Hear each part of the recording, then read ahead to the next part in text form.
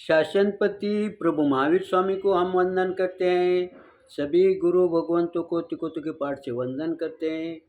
श्रद्धावान भाई और बहनों, आपके अंदर विराजित आत्मा को माजलगांव से सुभाष कोठारी का सादर प्रणाम, सादर जय जिनेन्द्र। प्रतिक्रमण पर ये मेरा 22वां वीडियो है। हम करेमी बनते इस पाठ का चिंतन कर रहे थे। इस पाठ के अंदर गुरु भगवंतों ने हमें क्या कहा है? करेमी बनते सामायम सावजम जोगम पचकामी, यानी हे गुरु भगवान, हे माता पिता, मैं शुभ काम करने के लिए, अच्छे काम करने के लिए मैं आपकी आज्ञा लेता हूँ। जब इस तरह से कोई आज्ञा लेकर काम की शुरुआत करता है, तब उसे काम करते करते कोई गलत बात सामने आएगी तो उस समय उसे अपनी जो प्रतिज्ञा ली है, जो माता पिता से कहा है, उस बात का याद आएगा। और जब याद आएगा तब वो गलत काम को बाजू को सरकाएगा और वो शुभ काम करेगा। क्योंकि वो क्या कहेगा कि मैंने ये नियम लिया है, पचकान, यानी मैंने माता पिता से ये वचन दिया है कि मैं अच्छा काम करूं। यहाँ पर पचकान यानी पचकान, इसके अनेक अर्थ निकलते हैं। हमें व्यवहार में कौन सा अर्थ कहाँ बैठता है, इस पर अगर चिंतन करेंगे तो हमारी दिशा सही रहेगी। दिशा से भटकने के लिए हमें देर नहीं लगेगी। तो यहाँ पचकान के जगह पर अगर हमने रोज के व्यवहार में अगर कहा कि मन में कहा, प्रकट ना भी बोले तो भी ये चिंतन किया कि मैंने अच्छे काम करने के लिए अपने माता पिता से आज्ञा ली है, उन्हें कहा है, उन्हें सूचित किया है, तब मैं ये गलत काम नहीं कर सकता। अब यहाँ पर उसे गलत काम करने का मन में थोड़ा भी आया तो उसी समय रोकने की प्रवृत्ति आपकी जागृत होगी और वापिस तुम्हारा जो सही रहा है उस पर तुम निश्चय से आगे बढ़ोगे। आगे क्या कहते हैं? जाव नियम पजवा स्वामी, क्या कहते हैं? जब तक सामायिक के नियम का सेवन करूं। सामायिक यानी समकित में रहने की। अब यहाँ पर जब हम सामायिक करते हैं उस समय सामायिक यानी समता में आना, लेकिन जब हम व्यवहार में करते हैं, जैसे हम पुनिया की सामायिक का नाम सुनते हैं तो क्या वो दिन भर मुपत्ती लगा के बैठता था क्या? तो उसकी सामायिक कैसी थी?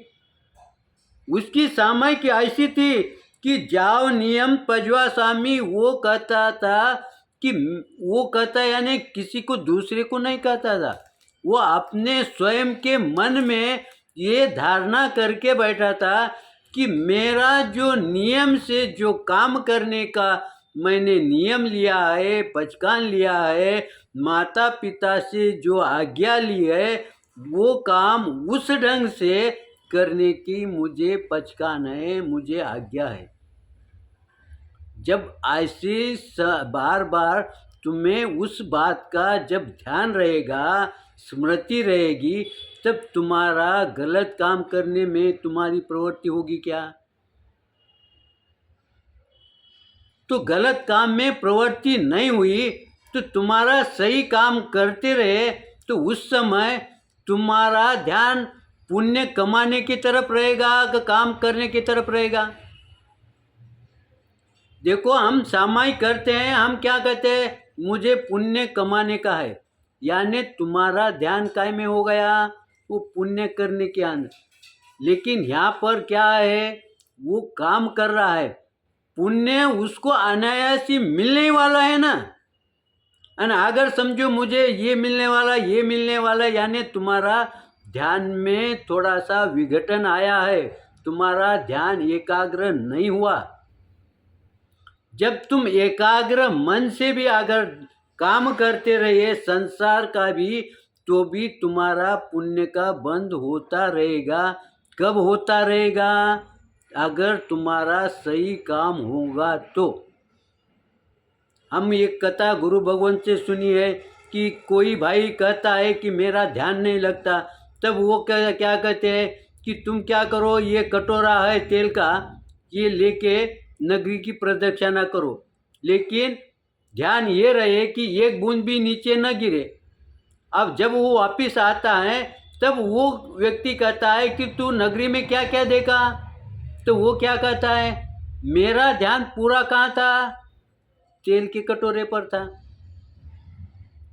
वैसे ही जब हम व्यवहार का काम करते हैं ना, तब हमारा ध्यान कहाँ होना चाहिए? वैसी एकाग्र, मेरे को ये काम सही ढंग से करने का है, क्योंकि मार्ग में अनेक बाधाएं आएंगी, अनेक रुकावटें आएंगी, अनेक समस्या आएगी, लेकिन तुम स्थिर हो क्या?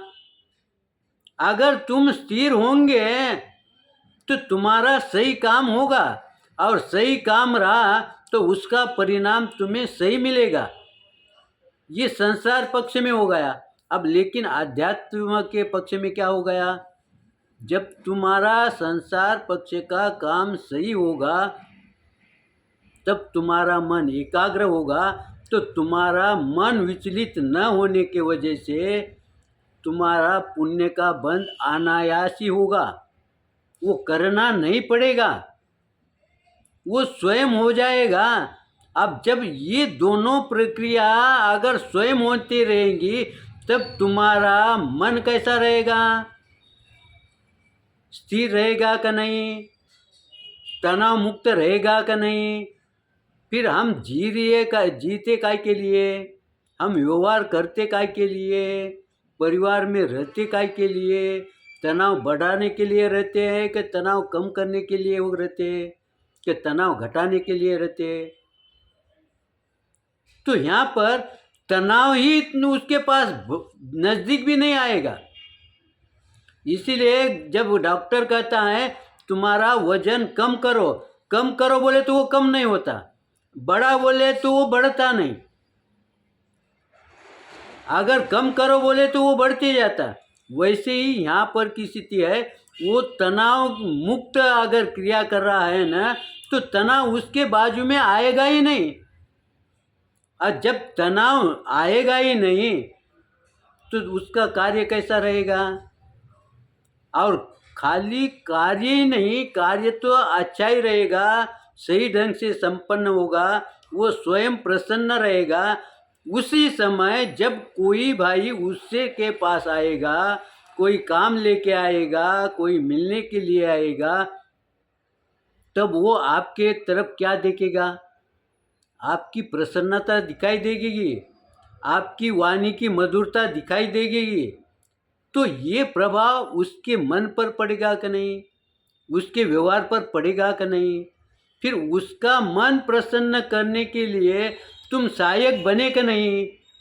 फिर तुम सहायक बने तो उसका लाभ तुम्हें होगा कि नहीं?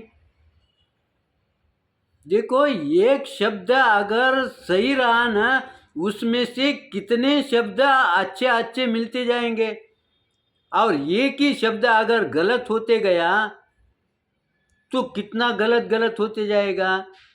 एक थोड़ा सा एकाग्रपना सही काम में रखे तो कितनी बातें हमारे सामने प्रस्तुत हो गई, कितनी बातें हमारे ध्यान में आई, कितनी बातों का हमें लाभ हुआ।